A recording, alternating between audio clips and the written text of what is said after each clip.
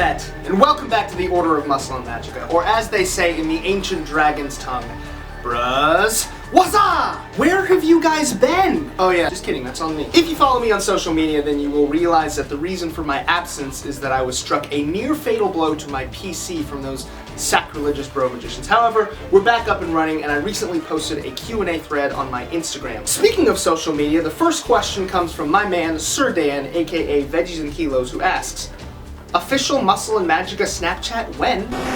Shut up, shut up, shut up! Hey, nobody asked you. These questions are for me, they're not for you. I'm glad you asked, Sir Dan, because as a matter of fact, I have just created the unofficial Snapchat of Muscle and Magicka, which you can find at my typical username, Mulatto Rants. So follow me there, subscribe, or Snapchat me, or whatever. See, I don't know, I can't keep up with you kids and your social medias these days. Maybe I can give you some side quests on that platform, or maybe you guys can give me some quests. I don't know how Snapchat works. Do I have to go on the line to access it? Is it stored on the cloud?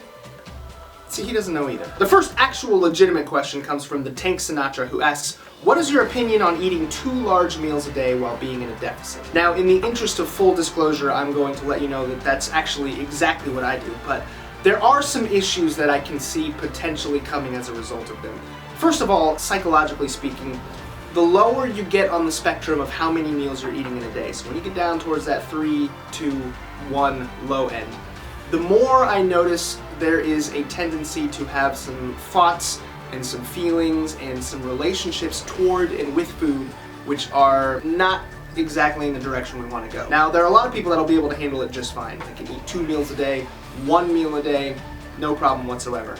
However, I have to mention this because, as you've probably seen, this industry has a capacity for promoting eating disorders which is unparalleled. So if you're gonna eat 1, maybe 2 meals a day, all I would say is just be aware of your mental and emotional status, and if you start to really place a lot of unnecessary value on those meals, if you start to notice that your joy and happiness are oriented around those meals, if you start specifically planning things and the highlight of your day is having those 2 meals, and then you have those 2 meals and you realize that you're actually not fulfilled, and then you get kind of depressed, and then the cycle starts over again the next day, abort. That's not where we want to be. The other thing to keep in mind is that there is a decent amount of research to suggest that it is probably optimal, speaking in terms of hypertrophy, to dose your protein throughout the day. If I remember right, somewhere in the range of 4 to 6 boluses of protein is probably optimal. And this is talking about hypertrophy. However, that suggests to me that there's probably some crossover even when you're dieting and your goal is not so much building as it is maintaining muscle. However, this is another one of those cases where I think that what is enjoyable and sustainable for you is infinitely more important than what is actually optimal, since in the end, the actual difference that you're going to notice is going to be negligible. It's kind of like in Final Fantasy XI, you know, as a low-level monk who is looking to deal some DPS, I knew that statistically it was probably preferable for me to wear a Subligar. Subligar.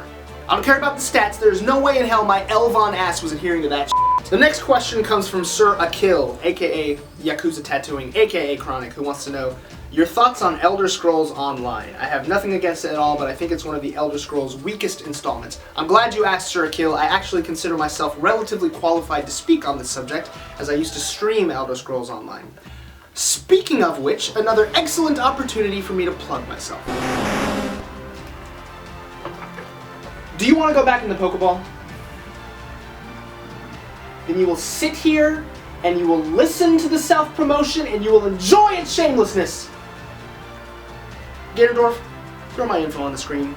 If you're watching this video and you have any interest in video games or interacting with me live twice a week, follow that link. Now, to answer your actual question, if we look at Elder Scrolls Online and we judge it as an MMO, it's nothing special. In fact, if anything, as MMOs go, I would say it's a little bit subpar in terms of combat mechanics and user interface. I mean, it's nothing special, you know? It's nothing cutting edge. If you want a cutting edge MMO, you look at Guild Wars 2, you look at Black Desert Online, you look at Final Fantasy XIV, something like that. Don't go to Elder Scrolls Online if you want a really good MMO. Likewise, if we look at Elder Scrolls Online and try to play it single player, and look at it just as another entry in the Elder Scrolls franchise, kind of like you mentioned, again, it falls short. Because it's an MMO, it is necessarily on rails, which means you're not going to get any of those random encounters or unique it factor things that make an Elder Scrolls entry. You're just not. However, if you happen to find yourself in that category of person who is looking to immerse themselves in Elder Scrolls lore and play an Elder Scrolls game, all the while it being an MMO, then it's perfect for you. You look no further. In fact, don't bother because there's no other games like that. Now, let me give you my personal gripe with the game, and get ready because there's a Milano rant incoming. When I play MMOs, I don't DPS. I DPS are a dime a dozen. I can't stand the thought of competing with 3 or 4 or however many other DPS to try to get on the top of this damage meter, which is just going to be flipped on its head next month when my class gets nerfed anyway. When I play MMOs, I tank or I heal. I prefer to tank. I love to tank. Tanking is what I do. I tried tanking in Elder Scrolls Online. Let me tell you this. That is not tanking.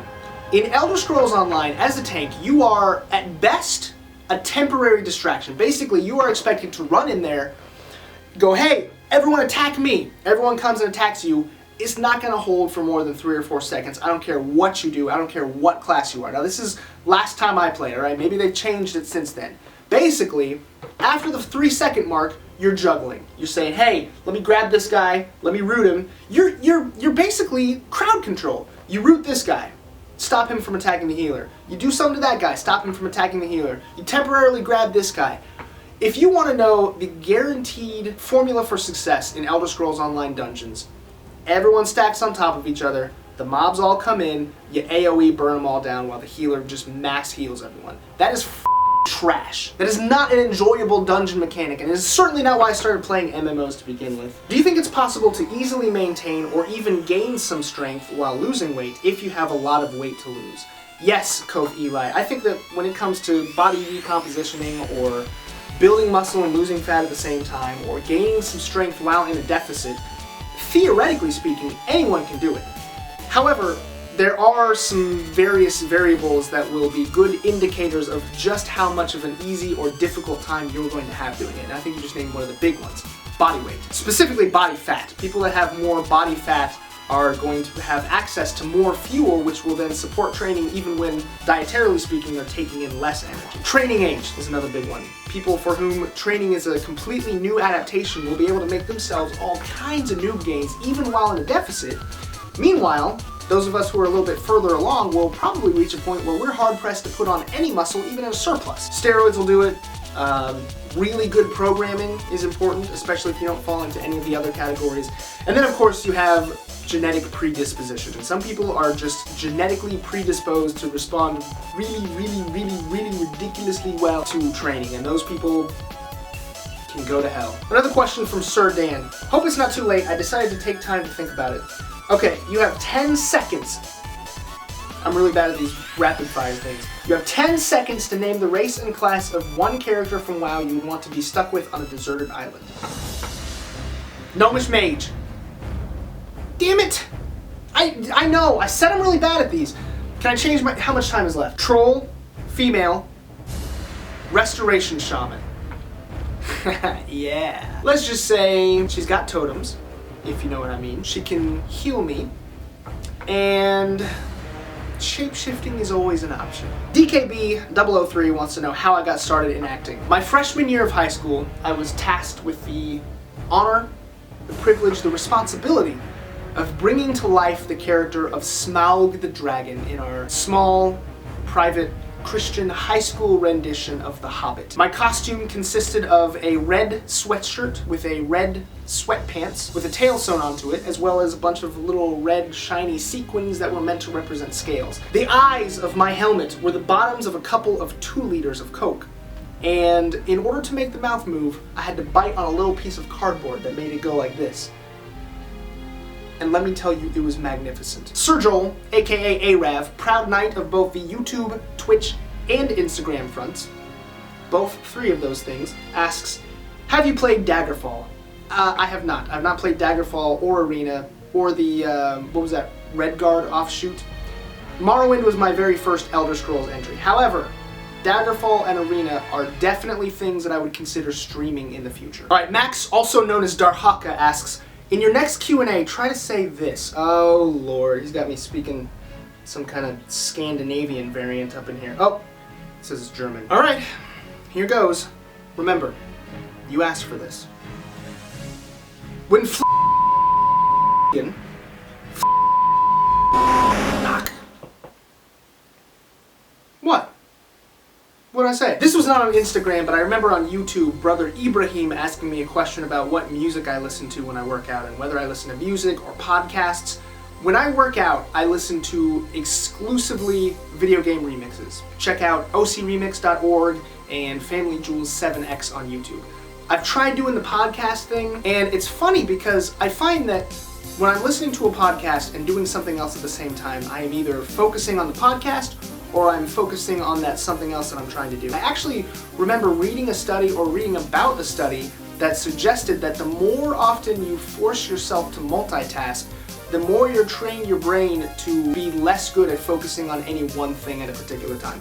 I don't know if there's any substance to it. Take it for what it's worth. Alright, and I think that's the last question in this... You're right, I did miss one. The actual last question in this Q&A of Muscle Magicka.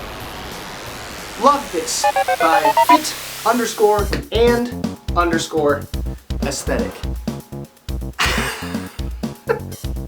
Now that's interesting.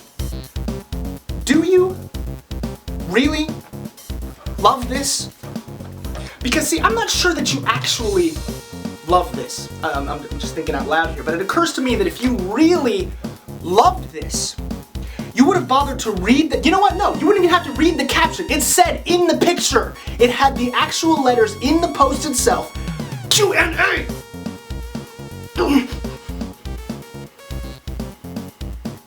So obviously you didn't love this enough to bother fucking reading the information that I've given you and actually asking me a substantive question rather than just whoring yourself out on Instagram with your fucking bullshit pointless comments!